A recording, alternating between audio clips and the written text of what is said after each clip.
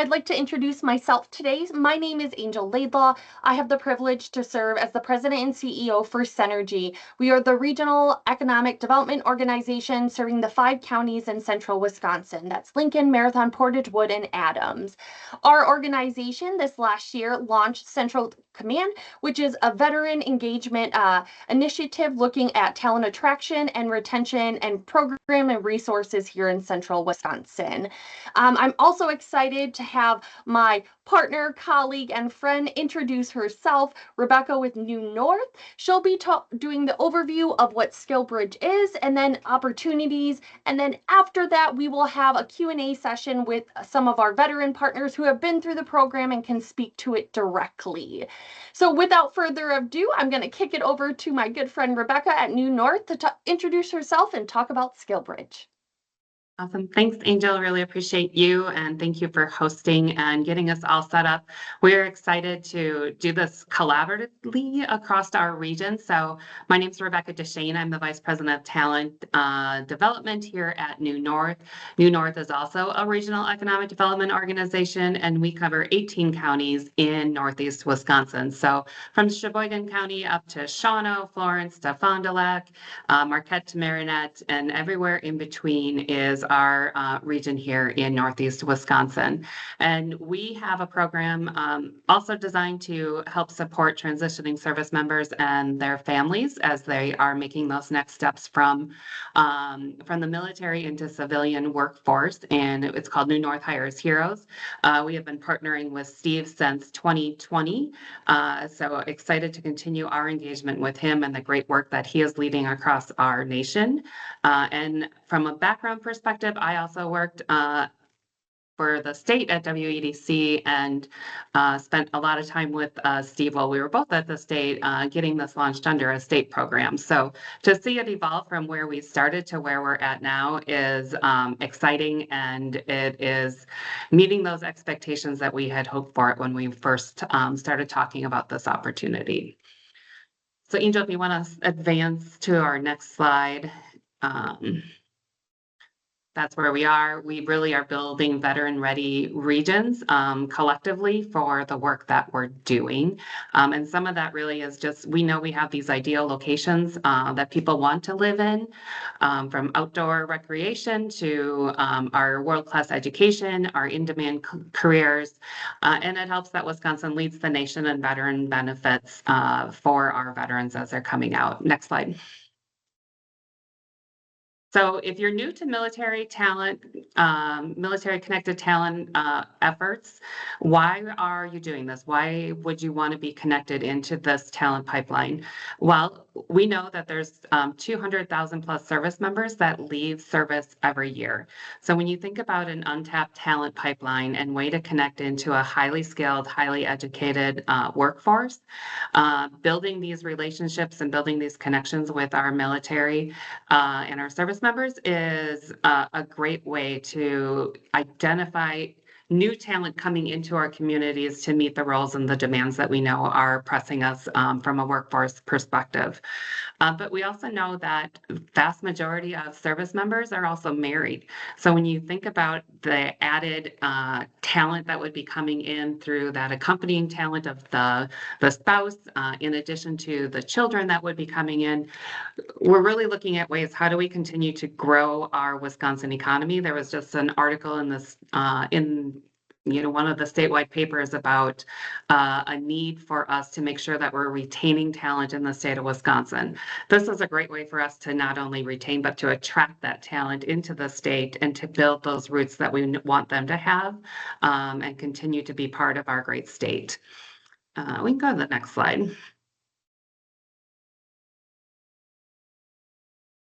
So when we talk about engaging with transitioning service members, I think if you're new to the process, just being mindful to the fact that service members are going to come to you from many different parts of that journey. They might come out after only having 4 or 5 years in service. They might come out having 20 years of service.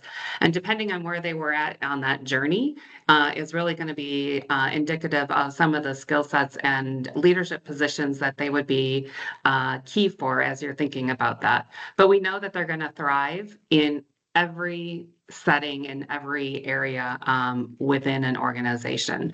So don't limit yourself to thinking this is just entry level. Don't limit yourself to thinking, oh, I have to have senior positions. This is something where we can talk about where are those opportunities across that workforce spectrum for individuals to thrive. And we can go to the next slide. So part of that connecting point we want to focus in today is a SkillBridge. So SkillBridge is a program from the Department of Defense that is truly designed to help support service members as they are getting ready to transition out of the military and into civilian work life. It's part of the TAPS program, so the transition assistance programs are connected to that. It's maybe not part of it, but connected to that is the service members are going through that process of moving from service to civilian. 1 year out, they are eligible to begin doing that TAPS process. And part of that is to understand what are the opportunities in front of them, what are things that they need to be doing from a resume standpoint, what should they be, thinking about as they're getting ready to exit service and all the paperwork and the things that need to go with it. But one of those things is how do we connect them with those opportunities to build their skills before they even leave service? And that brings us to SkillBridge. So let's go to the next slide. So we'll talk a little bit today about just some basics around SkillBridge, a little bit about the fall application window, and then the next time we would be eligible to submit an application to Department of Defense, and then a little bit about the candidate approval process and selection. So you can go to the next slide. So again, what is SkillBridge? It is the DOD initiative that really enables those active duty service members in their final 180 days to engage in civilian work and training. What's really intriguing, I think, for us as we think about this from a economic development and a workforce standpoint is because it's within the last 180 days of service, they're still being paid by the Department of Defense. So as they're having this training opportunity, their pay, their benefits is still covered by Department of Defense. So from a workforce perspective, from your employment perspective, you have individuals coming in that don't need to be on your payroll, but are going to bring the benefits and the skill sets that we know that the military brings when they join us in our civilian workforce. We also know that active Guard and Reserve members can participate in SkillBridge. So there's some parameters around that, but there are ways for us to make sure that we're connecting with our Guard and Reserve members as we think about the program that we would want to start when building the SkillBridge. So again, your value as an employer, as a talent pipeline, it lets you evaluate candidates firsthand. You get that structured training and there's no cost to you from that perspective. And the DOD has some rules and regulations, so there's always new things that are coming out. But one of them is that they do have a new MOU process that's put in place, and that's really about helping make sure that not only you as an employer are having a positive experience, but our service members are having those positive experiences as well. You can go to the next slide, please. So one of the changes that DOD made with the SkillBridge program, it used to have a rolling application process, and they've now narrowed that down to 2 different enrollment windows. So this one that we're talking about is for the fall, starts October 1st and closes on December 1st of 2025. So if you can get all of your things in place, all of the training programs, the documentation ready to go in place before December 1st, it's a great opportunity to submit that and have that in for this fall. If you need a little bit more time, no worries. There is the spring application period that starts in February. So that gives you a little bit of time to make sure that you have everything you need from your perspective and that training program is put in place. You can go ahead and advance to the next slide. So what types of programs can you do with SkillBridge? There are 5 different program types that the Department of Defense is looking at. So on-the-job training, employment skills, internships, pre-apprenticeships, and apprenticeships. Angel, think we dropped in the chat yet. So if there's in the chat, there's going to be a link to a document from DOD that's going to give you more specificity around each of those opportunities. So on-the-job training is just like it sounds. So if you're already doing an apprenticeship or, working with interns, these are things that you're probably already doing. So making sure that we're teaching people on the job and not just in a classroom the skills that they would be able to use. We can go to the next slide though.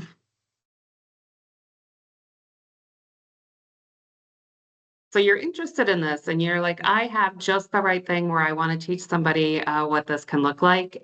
There's a process with Department of Defense that you need to go through. So first and foremost is they have a SkillBridge employer ethics brief. So this is a mandatory training step that you need to complete before you can move forward with the rest of the application to submit it. I believe, Steve, I don't know if you know how long the time is. I can't remember. An hour maybe.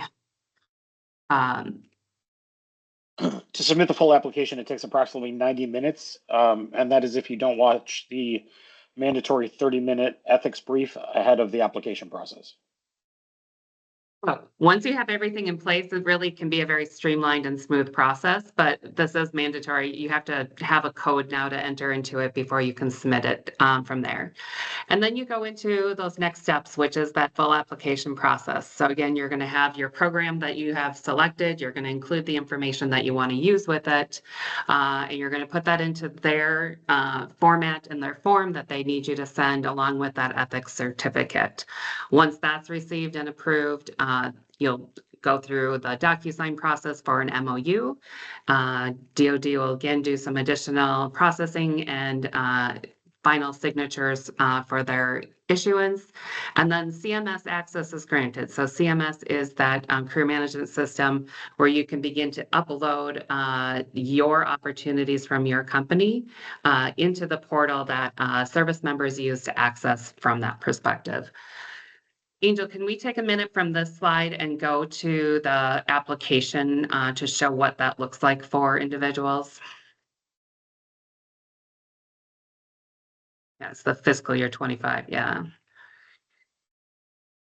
So it says 18 pages. A lot of it is just information that you have to attest to. So as you scroll down, but as you start to talk about the different pieces, it's going to ask you for your application type. It's going to ask you to do some attestations with the information that's available. And then as you get through those pieces, you're going to get to the heart of their application process, which is really a start of, your organization. As a reminder, this is something where you have to be in business for at least 3 years. So you'll choose what that is. You'll demonstrate where you are on these things. I'm going to point out on this page right here, it says, have you been recognized for any awards? And it lists a couple of them for you. Then there's also others. So those are things that you can do. In Wisconsin, we have the Vets Ready Employer recognition. We also have, the USGR, ESGR recognition that can be put there. So if you have things that are important for you to demonstrate that you are a veteran ready organization, this is where you can include that type of information. And Rebecca, also Wisconsin's Vet Ready program is another thing that can be submitted as well. Thank you. And then there's some information if you're a federal defense contractor, there's some additional pieces for you to put together. And then, Angel, if you can skip over to the training. And Steve, please feel free to jump in here. So once you're ready to, and you have all of your information, this is where you're going to put in the information. And maybe you can make it a little larger, Angel, just increase the size. Where you're going to begin to put in that information about what type of training plan it is that you're going to be doing. So, the example that they're giving here is a training plan for a data analyst. So you're going to want to have the information that you need of how is this distinguished from other plans? What is the job title? Please provide a brief description. So a lot of this information you're going to have readily available, and where you can just copy and paste into this form to be able to move it forward. And then you have the determination, how long is this program going to be? Bear in mind that this is available for service members during the last 180 days of their time in service. But they have a number of other things that they're doing as part of that transition process. So while we want to make sure they have these great experiences, taking up the full 180 days is maybe could become a barrier for some of those individuals who also need to make sure they're going through and finishing up those other transition pieces. Steve, do you have a sense on kind of a approximate time frame or that people generally are using for these? Yes, I do. I'm happy you asked. Most of the military services have truncated that 179 days eligibility down to a top line of about 120 for those in E5 positions and lower. 90 days for E5 to E8, E8, E9, and officers are generally looking at 60 days. Average time frame for a SkillBridge program now sits right around 90 to 120 days is the most popular. Depending on the branch of service is what you're going to get in their time left in service. So those are all factors to consider. But when building out this program, you don't necessarily need to think of it as a 179-day program. 90 to 120 is kind of the sweet spot. Okay, thank you. And if you're not familiar, as Steve was talking about the rankings and the E and the O's, E is enlisted, O is for officers. So just different points of where they are in that journey for them throughout the military. So Angel, you can keep scrolling down. Again, you're going to fill in this information based on how you're going to be providing that training, including a rubric for them to make sure that you're measuring those skills gained. And this is just an example. So you have something to work from with respect to how you can structure the information that you want to share into what the DOD is looking for to move forward. Awesome. Thank you. Go ahead, Steve. And you'll also notice in this, it is a very 30,000-foot level for that training plan. So HR folks, that are on the call, don't think that we have to figure out what they're doing from 8:15 to 9:15 every morning. It's more week one onboarding, general learning objective skills they're going to, take away from that. Week two is familiarization with whatever. So think about it as if building out what most of us already have, which is an internship, and then just applying it to the military for a specific role. So you don't have to get too far into the weeds in that training plan where you get kind of scared about what are they doing from 10:15 to 11:30. That's not what they want to know. They just want to know that the service member will assimilate to civilian culture and that workforce and have a transferable skill upon leaving the program that will help them in employment or another job. Josh, thanks for raising your hand. We're going to hold questions right now until the end of this presentation, but feel free to drop it in the chat as well so that you don't forget it. Thank you. Angel, we can go to the next slide. So after you've done all the things that Steve was just talking about and you've completed that form, you've hit submit, DOD has sent you back the DocuSign, you've signed that. They've done their processing. They're going to send you a link that's going to allow you to then upload this information into their system. And we can show a little bit later too what that looks like from a map perspective of where different locations have SkillBridge opportunities. But then once it's in there, now it goes into this candidate approval and service member selection. So you have these opportunities, and I won't read the words on the screen. We will share this information out with our folks here, but it allows you to see what those next steps are going to be. So, again, we talked about that transition out of the military happens 1 year from the end, from when they're going to enter into separation.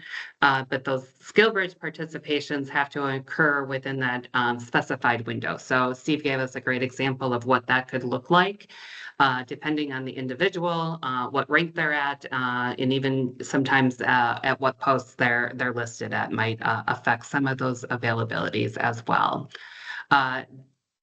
The example then is the Marine Corps. From the Marine Corps is you're going to need to get authorization from your command. You're going to have that acceptance letter that's done. The military member is then going to have to go through those different screening checklists as well to make sure that their readiness is completed and ready for that. Once they have that, the employers would issue a yes. And I'm going to say here to please remember that the service members are interviewing you as much as you will be interviewing with them. So they're looking for the right fit, the right opportunities, and understanding what your work and your culture is like, as much as you're looking for those right candidates to fit the work that you have available. So once, again, can be competitive, can involve those different screenings. You're going to have that process in place. I would add, and Steve, please feel free to jump in here too. Don't make it overly complicated to engage with a service member in this manner. The important thing to remember is during this process, candidates will start thinking about or inquiring about SkillBridge opportunities 1 year before they leave service. So that's about 6 to 9 months before they're eligible to start a SkillBridge. They can't actually apply a SkillBridge packet to their command or their chain of command until they reach the 180-day mark of their active duty left. So it becomes a ton of Tetris with time. We help companies facilitate the SkillBridge process all the time. A lot of the times the service member is thinking like, I would like a SkillBridge to be, to let me know if I'm accepted 6 months before the SkillBridge starts, and the companies are like, well, we don't hire anyone 6 months before they start. That's just not how this works. So the candidates generally have to wait until that 90-day window before it starts.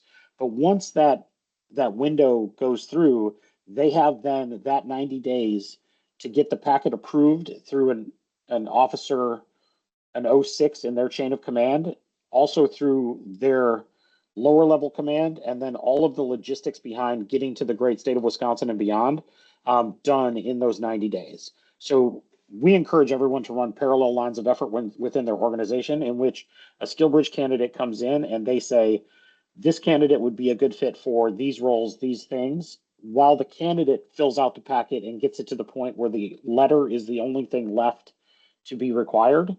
Then once that happens, everything moves forward. Great.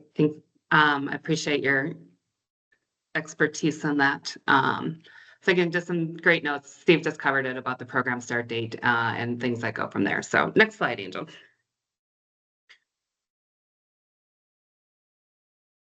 So this is our final slide with respect to kind of the program, and then we're going to open it up for some questions with both Steve and with Paul Bowman, just so we can better understand what you all need to help move forward with this process. But again, if you're looking to apply this fall, opens up October 1, has to be in by December 1st. It goes through the process of what happens after you submit that application, the different things that go from there. And then once you have that final access to the CMS portal, then you can begin to engage in those opportunities with the different service members and identifying ways to connect into this talent pipeline. So with that, let's go ahead, Steve. The other thing to mention is it is crucial that the company or the organization get the MOU with DOD. Then once you have access to the CMS portal, you can submit additional training plans for other internship roles or positions that you wish to host. The key is to get one approved. Then you have the ability to add to your portfolio of opportunities or roles on your own. without there's still an approval process for the roles. You still have to submit a training plan, but the process becomes a lot easier. You already have the program in place and you can go from there and you manage it more on your own. Josh, another great question. They are authorized to TDY in the great state of Wisconsin. It's really command dependent, but most of the time, yes, if that is going to be their final location, they will be allowed to do their permissive TDY in the GSW. Steve, can you explain those two acronyms just for anyone on the call who does not know those? Yeah, so GSW is the great state of Wisconsin, and TDY is permissive temporary duty assignment. So that's what that is. And that's a military authorization allowing them for SkillBridge or to attend a school or a learning center. Paul could probably speak a little bit more about that. Awesome. Way to tee up. So we're very fortunate. Steve's been sharing some of his insights through his work as president of Semper Forward, which I spelled incorrectly on the slide. So you're a froward now. Yeah, I know. With the division with Passport now, he has been helping companies the last several years to put together those training programs to get submitted and to continue to add to that those opportunities through additional roles once you get the first one submitted. But he's also able to, he worked with Paul and connected us with Paul Bowman, who is a U.S. Army veteran and also engaged as a SkillBridge participant, working through the U.S. Chamber of Commerce's Hiring Our Heroes program through their corporate fellowship program. And that's a great way to connect with SkillBridge candidates if you don't have capacity to do a program on your own, but you still need an MOU with Department of Defense in order to engage in secondary programming through those different things. We'll have more to come on workshops with that information, but Angel, maybe we can have Steve and Paul on camera and just maybe close out the slideshow for the time being. And Paul, if you're available and when you're ready, if you could just maybe give everyone on this call a little bit of information about your story, about your experience working through the corporate fellowship programs, and especially from an employer's side, what are some things of note that we should be aware of as a service member is going through this process? Yeah, absolutely. Thanks, Rebecca, for the introduction and for the opportunity to talk here. And thank you to all you employers for being interested in participating in SkillBridge and supporting service members. So my name is Paul Bowman. I am an Army veteran. I served about 8 years on active duty as an infantry officer and later a military intelligence officer. So I got out as a captain. So my experience is that of a junior military officer participating in SkillBridge, maybe a little bit different than a senior NCO or officer who served 20 plus years who's retiring doing this as well. There's really a whole gauntlet of service members participating. Excuse me.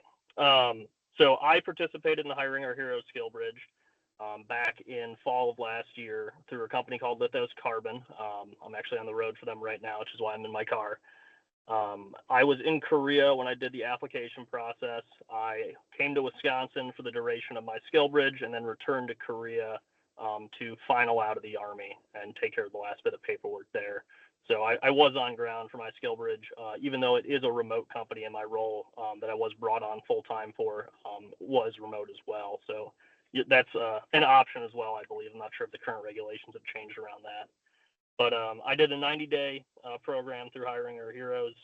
I thought it was a great experience. Monday through Friday, I was with the company doing my job, learning hands-on what I needed to do, and then eventually just taking on the role throughout the process. And then Hiring Our Heroes dedicates Fridays to professional development for the service members participating in those programs, as well as giving us time back to take care of our VA medical appointments, which is a huge benefit I want to highlight too. If employers are able to be flexible during the SkillBridge window to let their service members go out and take care of those appointments, it's a net benefit for you as well, because by the time you're willing to bring them on full-time as an employee, they've already taken care of a lot of those appointments, which could otherwise end up getting scheduled during work hours.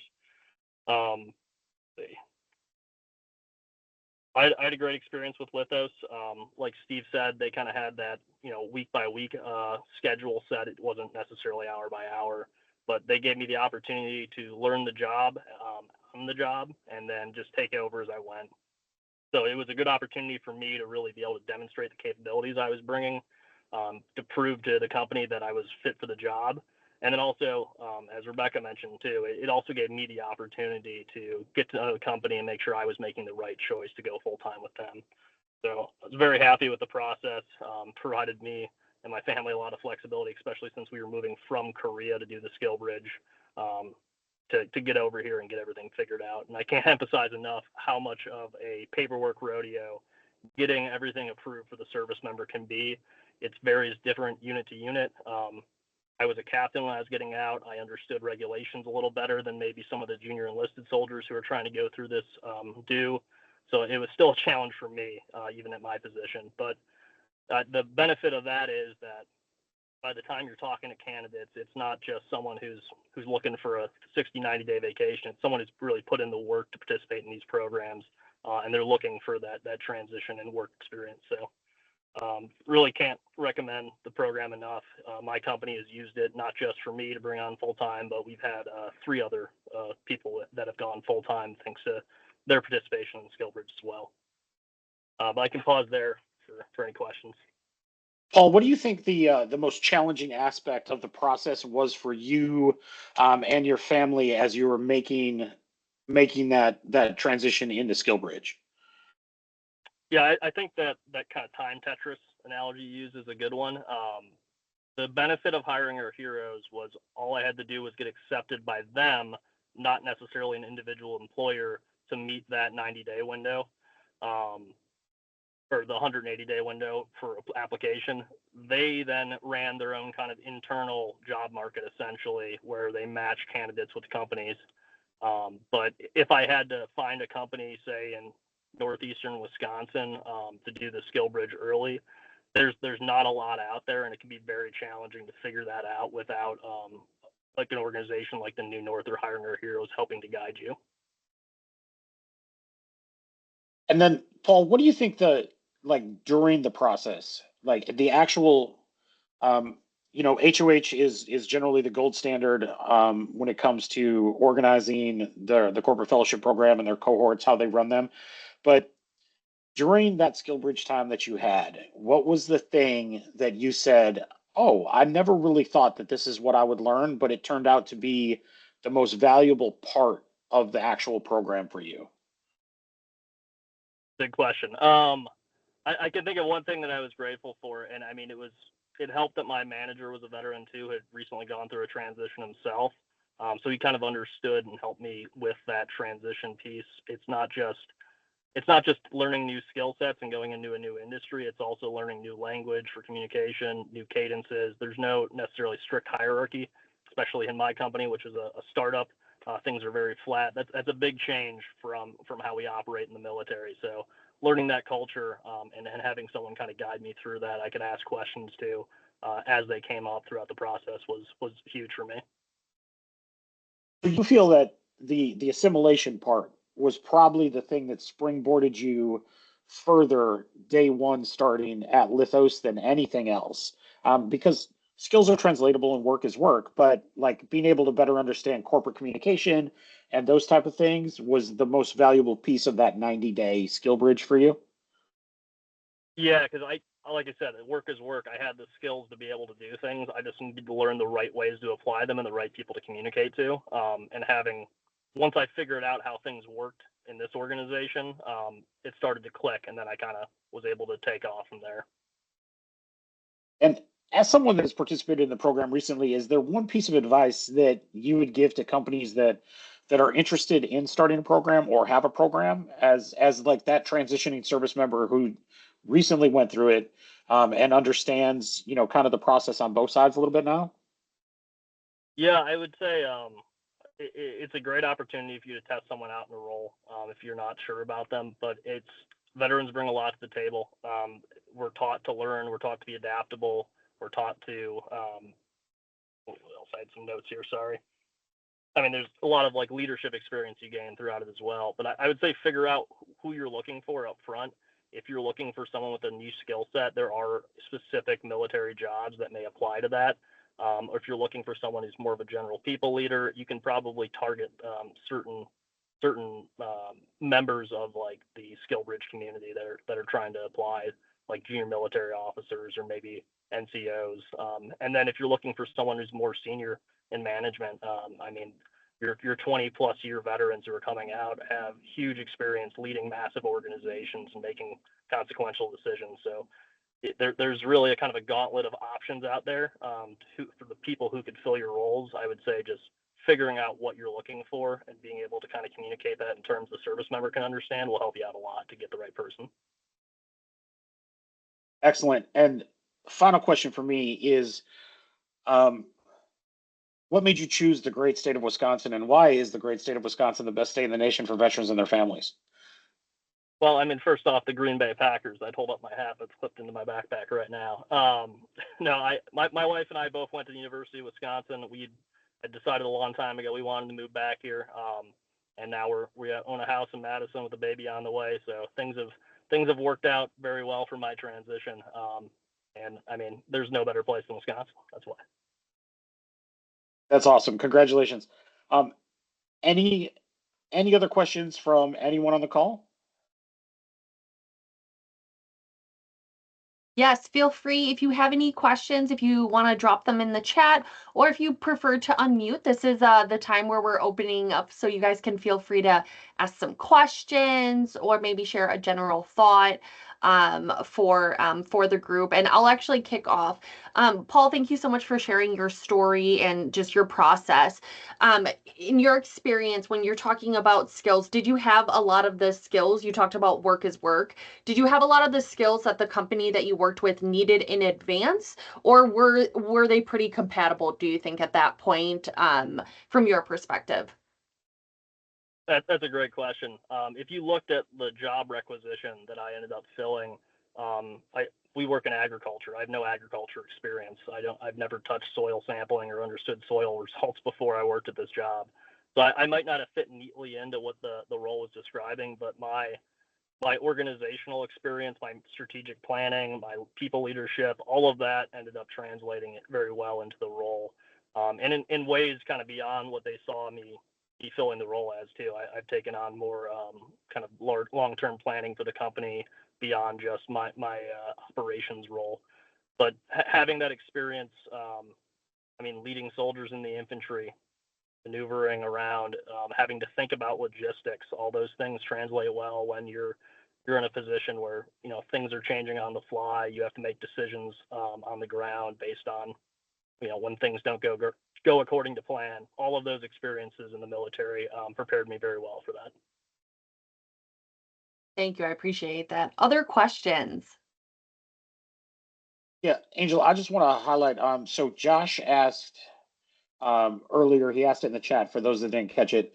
When we talked about position descriptions or identifier, he said, so the position could be called IT intern, HR intern, or supply chain intern, and not something highly specific within one of those functional spaces.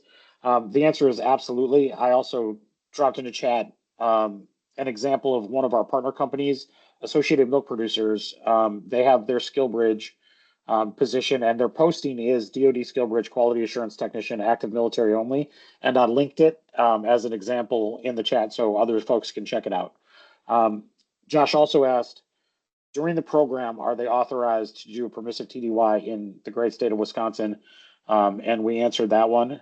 We also included in the chat a link to Hiring Our Heroes in the Corporate Fellowship Program page so you can learn more about it. And also clarifying that the program helps to identify potential candidates and manages some of the candidate process. Like Paul mentioned, you still have to have an MOU with the Department of Defense to participate.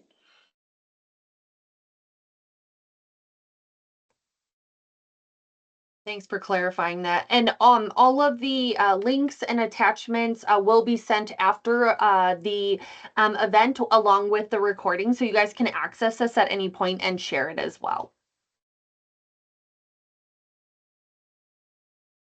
Paul, just to follow up on one of the points that you mentioned was VA appointments. So I think just from a clarity standpoint of, right, not looking to leave all the time, but there are certain things that you have to do as you are transitioning out that require you to go and have appointments with the VA. So just maybe a little background on some of that transition process, because I think the more people understand transition, the better you're going to be at doing these types of programs and being able to engage with our service members. Yeah, absolutely. So I'll talk about the VA part of it first. Most folks who serve, I'd say, at least one contract or more are probably going to have some form of VA claim to make. And you don't have a lot of say in when those appointments happen, and trying to reschedule or cancel an appointment can end up resulting in a month or two delay in that process. And that could affect the medical care the soldier is able to receive after they're out as well. So it's very important for that paperwork to get submitted, those appointments to get done in time for them. And like I said, if they're able to do that during that SkillBridge window, it just means that by the time they're out, they don't have to worry about that when they're working full time for you. Other aspects of the transition to consider is where their family's at. If they're on permissive TDY, the military is not paying to move their family to their SkillBridge location until after the SkillBridge is complete and the service member returns to their duty station and finals out. So they may be having to find temporary housing accommodations. They may be trying to buy a house, figure out how to move their family there, dogs, kids, everything. So there's a whole, you're essentially restarting your life. Unless you happen to be doing your SkillBridge immediately outside the military base where you're currently stationed, which there isn't any major military bases in Wisconsin. So typically people are going to be moving across the country or across the world in my case. Thank you for sharing. I think those are important things to take into consideration. They're not barriers, they're just points of consideration. And the more that you are engaging in identifying what support and help that you can be providing to your SkillBridge candidates, the better that experience. I've learned over the years, right, the military has a way of sharing really great things and also sharing really terrible, like that was not a good experience for me. So understand that as you're working with individuals and finding opportunities, you want to create those spaces. Even if you're not converting that individual to a full-time hire for you, they're going to share that experience with their friends and talk about, oh, it didn't work out. I didn't choose to move forward with them, but I had a really great experience with the SkillBridge, and they helped me, identify housing while I was there. They helped me, they let me have that flexibility to make sure that I was able to get my appointments taken care of and, navigate all of the other pieces that go along with transition. Yeah, I just want to echo that. That's absolutely true. And that will leave a very good impression if you provide them the flexibility to figure their life out a little bit while this is happening. The good experience I had with Lithos, I've recommended other veterans I've served with to apply for positions as well because of it. Thank you. Steve, you've done quite a bit of work with a number of different organizations. What are some fast tips for people to start thinking about as they're looking to put together a program? The first one is one that I adhere to fondly. It's keep it simple, stupid. So it is identifying a role or a vertical that seems fairly evergreen. The position doesn't have to be either defined by entry level or supervisory or mid-level management. It just really needs to be a vertical in your organization, right? Josh nailed it. IT intern, right? And then judging by how the candidate is the level that you can put them, or open positions which then within that vertical. So once you identify a single role, building out the training plan is not as hard. Don't let it be overwhelming. We've coached successfully, helped. I think in the spring application process, we were 5 for 5 on helping our partners acquire SkillBridge MOUs. First meeting is identifying, the role that we want to do. The second meeting is key buy-in from hiring managers, talent acquisition, and HR in the process to just say, this is what we want to do. This is what it means. This is what the program is. And then that third step is the application process, which goes through. The key to it is to start small and have a champion in your group or organization that understands the program and really wants to hire or participate in it. So, like Paul mentioned, having a veteran who is the hiring manager or the direct report is always going to make a little bit of a difference, just because they're going to understand the value of this process. So really biggest key, it's not a daunting thing. Once you get the MOU, you don't have to participate in it, but it's better to have it and not need it than to need it and not have it. It truly is. And it really does a helpful job of marketing to the transitioning military community that the great state of Wisconsin is the best state in the nation for veterans and their families when we have SkillBridge employer partners in the area. Great. I love those takeaways. You said KISS, keep it simple, Steve, I think is what you meant. Don't let it be overwhelming. I always like to say best way to eat an elephant is one bite at a time. So start small and have a champion that's really going to help you create those positive experiences, and then others in your organization are going to see that as well. And I would add, to that, you can partner with other organizations if you don't want to be the one listed as your organization. So partnering directly with Hiring Our Heroes through their corporate fellowship program is another way for you to begin to be part of this process. You still need the MOU from DOD, but it creates those different opportunities for you to be able to build this program, to understand what that looks like, and then to more fully engage maybe on your own as well. I was trying to pull up the map of SkillBridge to show where we actually do have some locations, because there are a few in Wisconsin, but there's not a lot.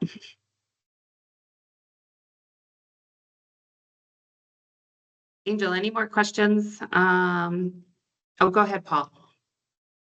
Yeah, I was just going to add for the MOU side too. There's a lot of organizations that are a part of the Hiring Our Heroes network, but the way it works is there's just a pool of candidates, and the employers, if they have a job available, participate in the cohort and they can reach out. But if they don't at the time, they can just say, we'll join the next one. So it can be a long-term option for you once you're kind of done the initial paperwork to get the MOU signed and be a part of it. Great. I'll do one last call for questions for the group, and then we have a couple follow-up items. But last call, any questions for Rebecca, Steve, Paul?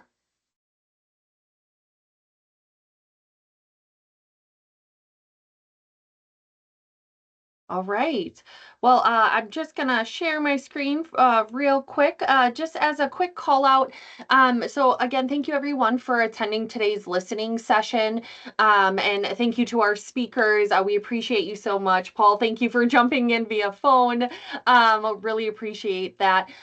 What's next after this? If you're interested in learning on how to initiate and start this process, we do have a couple in-person sessions coming up in the next few weeks. So in the Centergy region, central Wisconsin, we'll be meeting at North Central Technical College on September 30th from 12 p.m. to 3 p.m. We will be feeding you, which is why it's just a little bit longer.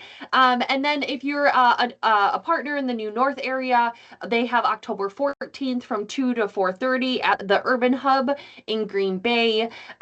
So these are an opportunity for you to get direct work with us, and then also team members to really start that process and then kind of work through that. So please, we will send registration access for you guys after this, along with all of the material and the links featured in the chat. So again, thank you so much everyone for attending today, our speakers, and we hope that to hear from you soon as a SkillBridge partner. So thank you guys so much today. Thank you, everyone.